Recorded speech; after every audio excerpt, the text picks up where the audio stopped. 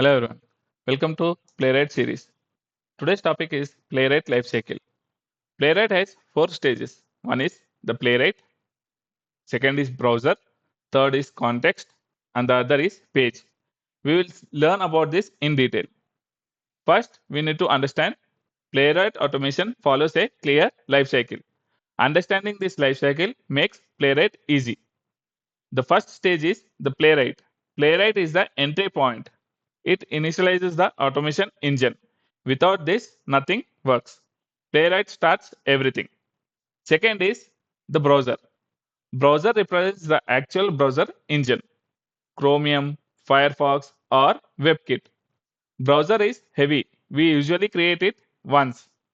Browser is shared, not isolated. Third is the browser context. Context represents a clean browser session. Each context is like a incognito window. Cookies, cache, and storage are isolated. Context gives test isolation. Fourth is the page. Page represents a browser tab. All actions happen on the page. Click, type, navigate, everything is on the page level. So let me go with the flow once again. First is Playwright creates browser, browser creates context, context creates pages. If you see in the sample script, we are doing the same. First is the Playwright, second is the browser, third is the context, fourth is the page. So the life cycle goes with these 4 ways, 4 stages. Wrong life cycle causes flaky test. Sharing context causes data issues. Closing browser incorrectly causes failures. Most Playwright bugs are lifecycle bugs. If you understand this lifecycle, Playwright becomes simple.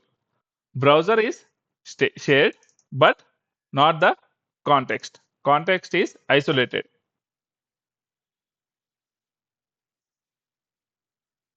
I will run the sample script, then you will understand. As I said, there are 4 stages. First is the Playwright, second is the browser, third is the context, fourth is the page. On page, we have all the actions performing. So I will run the script and you will see. First, Playwright engine is created through console, browser is launched, context is created, and we have navigated to this particular application. If you see, sorry, I did not change the class name. In the previous example, I was saying, right, we should change the class name before running. So this time I will change. Now I will run. We will get the output lifecycle executed successfully. This is how it's printed. I will press enter and application is closed.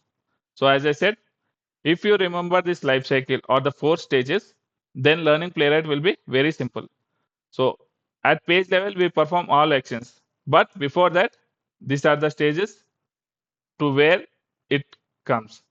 First is the Playwright, second is the browser, third is the context, fourth is the page.